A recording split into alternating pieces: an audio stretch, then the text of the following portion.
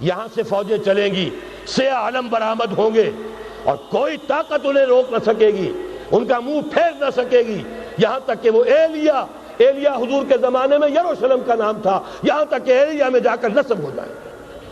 گویا کہ یہ جو ہمارے ہاتھ سے نکلا ہے قبضے سے، پہلے بھی عربوں کے ہاتھوں سے نکلا تھا بیت المقدس، یروشلم، عرب واپس نہیں لے سکے تھے، کرد خون صلاح الدین ایوبی اس نے واپس لیا، عربوں میں دم نہیں رہا تھا، عیاشیوں کی وجہ سے کھوکھلے ہو چکے تھے۔ میں تجھ کو بتاتا ہوں تقدیر امم کیا ہے، شمشیر و سنا اول، طاؤس و رباب آخر۔ یہی وجہ ہے کہ تقریباً 20 صدی کے بعد ان کی حکومت ختم۔ آشمارا حق بود گر خون بارد بر زمین، بر زوال ملک مستعصم امیر المومنی۔ یہ ہوا کہ نہیں ہوا؟ جبکہ آئے ہیں تاتاری ہورڈز، اور جنہوں نے کہ آخری خلیفہ بنو عباس اسے محل میں سے نکالا، ایک کھال کے اندر لپیٹ کر اور اپنے گھوڑوں کے سوؤں تلے کچل دیا۔ عرب معزول کر دیے گئے تھے، لیکن اب دوبارہ عربوں کو جب سہارا ملا ہے، لیکن اب بھی انہوں نے کہیں اسلام قائم نہیں کیا۔ کوئی روس کا غلام رہا، کوئی امریکہ کا غلام رہا، کسی نے اس کا ساتھ دیا، کسی نے اس کا ساتھ دیا۔ تہذیب ہے تو مغربی، تمدن ہے تو مغربی، وضع میں تم ہو نصارہ تو تمدن میں ہنود، یہ مسلمان ہیں جنہیں دیکھ کے شرمائے یہود۔ یہی معاملہ جب ان کا ہوا تو اب اللہ تعالیٰ کی طرف سے ان کے اوپر وہ عذاب کی بھٹی گرم ہونے والی ہے۔ لیکن اس کے بعد پھر یہاں سے جائیں گے وہ جو ان کی مدد کریں گے، اور یہ ایلیا کو واپس لینے والے یہ مشرق سے چلنے والے لشکر ہوں گے۔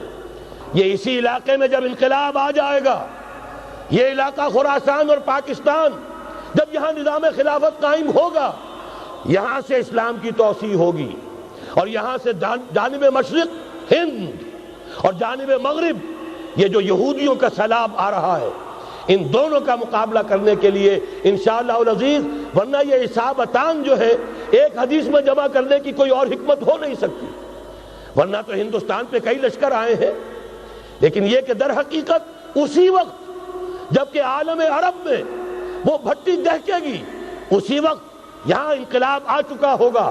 ایک طرف یہاں سے مدد کے لیے لشکر جائیں گے کہ جو مسلمان عرب جو ہیں ان کی مدد کریں گے، حضرت مہدی کے جھنڈے تلے لڑیں گے، حضرت مہدی کی حکومت کو مستحکم کریں گے، یؤتون علی المہدی۔ دوسری طرف وہ ہندوستان کی طرف پیش قدمی کریں گے، اور یہیں سے جیسے اس وقت سیلاب نکلا تھا جزیرہ نما عرب سے، ایک داہنی طرف ایک بائیں طرف، ایران، افغانستان، ترکستان، ادھر مصر، لیبیا، الجزائر، مراکش، موریطانیہ، اسی طریقے سے انشاءاللہ اسی علاقے سے اس کا آغاز ہوگا اور بات آگے بڑھے گی۔ تو غرض اصل حاصل کیا ہے؟ یہ ہونا ہے، پچھلے آثار ثابت کر رہے ہیں کہ ہونا ہے، حضور کی احادیث بتا رہی ہے کہ یہی سے ہونا ہے۔ ہوا صرف یہ ہے ہم بھٹک گئے، ہمیں اپنی منزل یاد نہ رہی۔ میں تو بہرحال ان لوگوں میں سے ہوں جنہوں نے نعرے لگائے تھے پاکستان کا مطلب کیا، لا الہ الا اللہ۔ میں سن 46 میں یہاں حبیبیہ ہال میں قائد اعظم نے مسلم اسٹوڈنٹ فیڈریشن کے جس اجلاس کو خطاب کیا تھا، ضلع حصار سے جو 2 ڈیلیگیٹ آئے تھے ان میں سے ایک میں تھا۔